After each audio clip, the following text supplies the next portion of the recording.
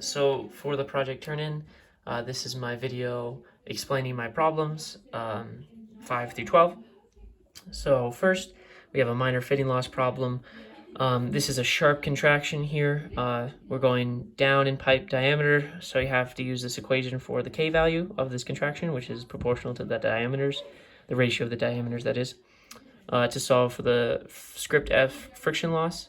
That script F can be put into the extended Bernoulli equation to solve for the drop in pressure that's associated with this kind of contraction.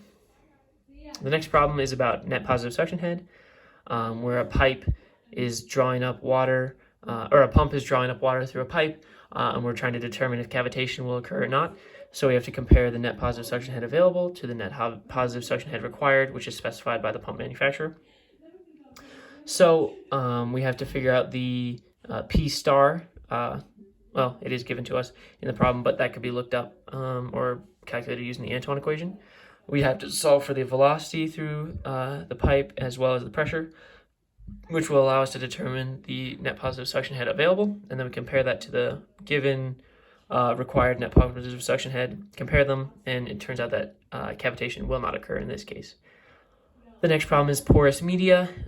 We use the full ergon equation, so we don't have to assume laminar or turbulent. We also have a pump included just for a little bit of extra fun to make the extended Bernoulli a little bit more complicated. So then our eventual goal is to solve for the V2, which is the velocity superficial through the filter, which turns out to be around 0.0806 meters per second. For the next problem, we have external fluid flow, where we have a ball dropped into a bed of glycerin, and we're solving for the velocity that the ball has through the fluid. However, the twist in this problem is that while we have to assume initially that the coefficient of drag is a constant 0.44, that assumes turbulent flow, which is inaccurate in this case because it's glycerin, it's a very viscous fluid, and the ball is going very slowly through it, so it's more represented by laminar and Stokes flow even. So once we solve for this terminal velocity, we then plug it into a Reynolds number calculation, which we get a very small number out of. And then we find the new coefficient of drag, and then we plug that back. It is an iterative problem, but we only do one iteration of it since we don't have access to Excel. And then we solve for the more accurate velocity, which turns out to be about 30 times less than the initial given velocity, which makes sense because the coefficient of drag is much higher with Stokes flow than it was for the assumption that the flow was turbulent. The next problem is about, so that was external flow. The next problem is about internal flow. So first, the part A is about finding the bounds of laminar and turbulence, which we assume to be around 2,300 and 10,000. So solving for the maximum velocity or volumetric flow rate, which isn't very hard.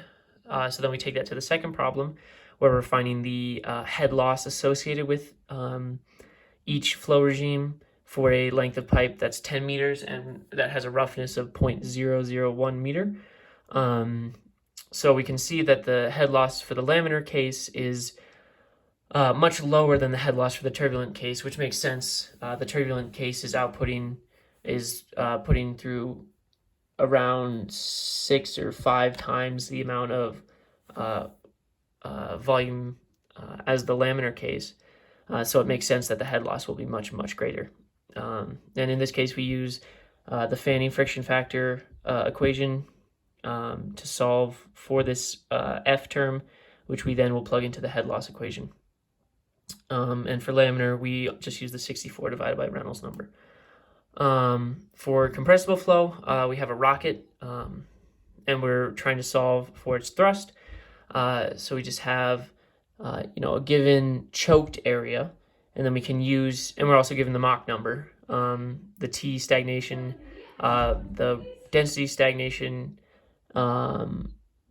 as well as the pressure stagnation. So those are all the properties inside of the container.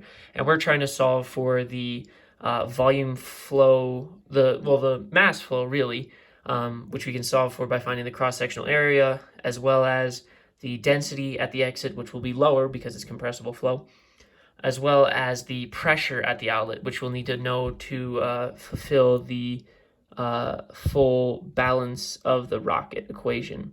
So for this, we have to use the calculation for the speed of sound. So c is equal to the square root of kRt over molecular weight.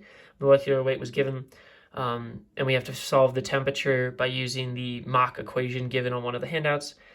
So then we can solve for the velocity out. From that, in the cross-sectional area and the density, we're able to solve for the volume, for the mass flow rate out, which we can multiply by the velocity to solve for the convective force.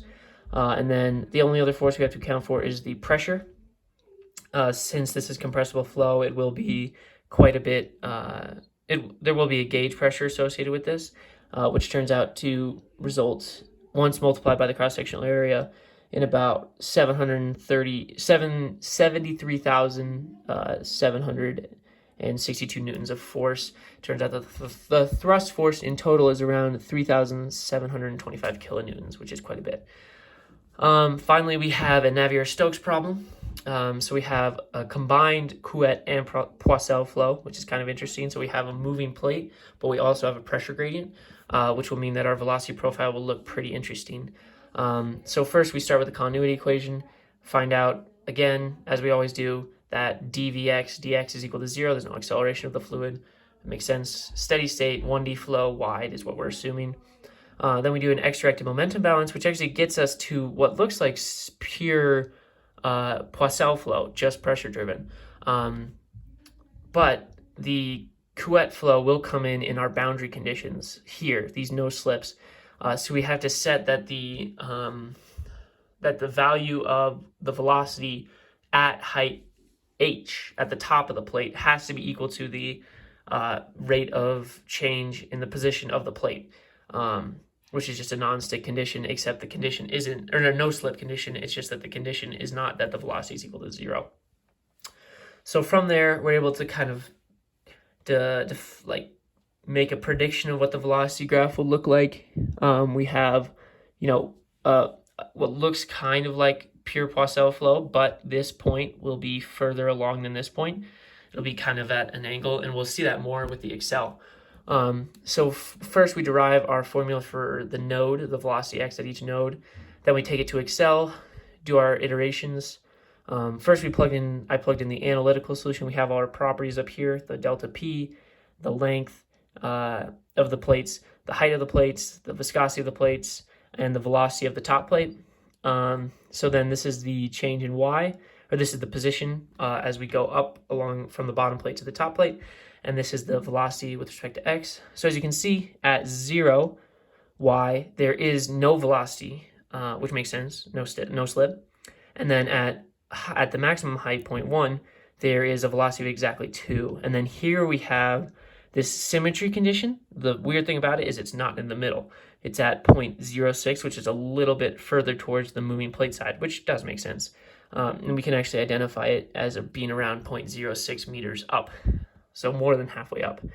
And then our final question is a conceptual question, just to make sure that we got 2 boundary conditions out of the way.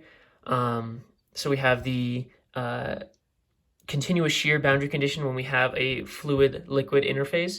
The fluid's viscosity is just much higher than the air's, so that means that we can assume that the fluid has essentially a derivative of its velocity with respect to y. A velocity in the x direction with respect to y is equal to 0. Because the viscosity of the fluid is so much greater than the air, we assume that there is a constant velocity at the surface. And that's all of my problems, 5 for topics 5 through 12 for Turn-in 3.